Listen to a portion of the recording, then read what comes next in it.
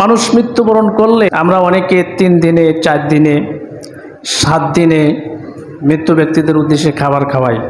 মৃত্যুবরণ করলে তাকে উদ্দেশ্য করে খাওয়ানো যাবে কিনা আমরা যদি এটা দেখি তাহলে দেখি সহিহ বুখারীর হাদিস, সহিহ বুখারী শরীফের 1388, সহিহ মুসলিম শরীফের 1004 নং হাদিসের বর্ণনা রয়েছেন। আম্মা জান আয়েশা রাদিয়াল্লাহু তাআলা আনহা বলেন, একবার এক ব্যক্তি নবী করিম সাল্লাল্লাহু আলাইহি ওয়াসাল্লামের দরবারে এসে বললেন, তিনি বলেন, আমার মা হঠাৎ করে চলে গেছেন। আমার আশা, আমার বিশ্বাস, আমার মা যদি জীবিত থাকতেন আজকে মানুষকে মেহমানদারি করাইতেন, তার উদ্দেশ্যে, পরকালের উদ্দেশ্যে, ইসাইলে সাওয়াবের উদ্দেশ্যে দান সদকা করতেন। আমি কি দুনিয়াতে আমার মার উদ্দেশ্যে মানুষকে মেহমানদারি করানো বা দান সদকা করতে পারবো? নবী করিম সাল্লাল্লাহু আলাইহি ওয়াসাল্লাম উত্তর দিলেন, না, হ্যাঁ, তুমি মানুষদেরকে মৃত্যু ব্যক্তির উদ্দেশ্যে খাবার খাওয়াতে পারবা, মৃত্যু ব্যক্তিদের উদ্দেশ্যে মেহমানদারি করাইতে পারবা। আমরা যদি আরেকটা হাদিস দেখি, মুসলিম শরীফের সহিহ মিশকাতে আছে 1631 নং হাদিস।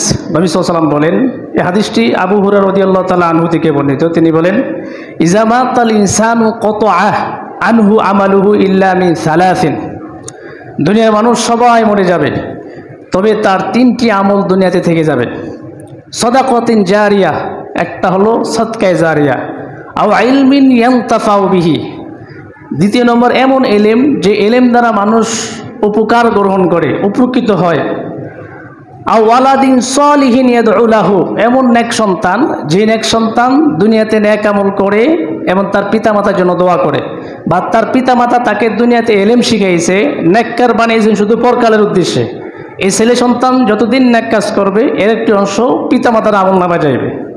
এই 3টি আমল দুনিয়াতে থেকে যায়। প্রথম নম্বর কি বলেছিলাম? সদকায়ে জারিয়া। সদকায়ে জারিয়া কি?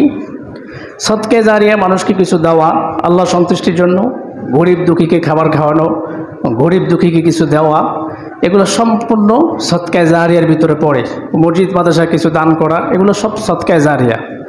তাহলে এই 2টি হাদিসকে সামনে রেখে যদি আমরা বিচার করি, তাহলে মৃত্যু ব্যক্তিদের উদ্দেশ্যে খাবার খাওয়ানো এটা কি?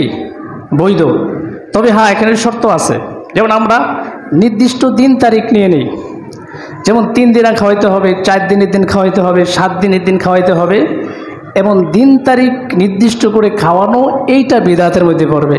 কেননা ইসলামে যে কোনো রসুম আল্লাহ এবং নবী সাল্লাল্লাহু আলাইহি ওয়াসাল্লাম যেটা নির্দিষ্ট করেছেন, ওইটা ছাড়া আমরা অতিরিক্ত যদি কেউ সওয়াবের উদ্দেশ্যে মনে করি, এই বছর আমার বাবা মারা গেছে, আগামী বছর এই তারিখে খাবার খাওয়াইতে হবে সওয়াবের উদ্দেশ্যে, এরকম দিন তারিখ নির্দিষ্ট হলে এটা বিদআত হবে। এমনিতে দিন তারিখ নির্দিষ্ট ছাড়া আপনি মাইয়েতের উদ্দেশ্যে মানুষকে খাবার খাওয়ানো, গরিব দুঃখীকে খাবার খাওয়ানো, আল্লাহ রাস্তায় কিছু দেওয়া, এগুলো সম্পূর্ণ কি? বৈধ এবং সওয়াবের কাজ।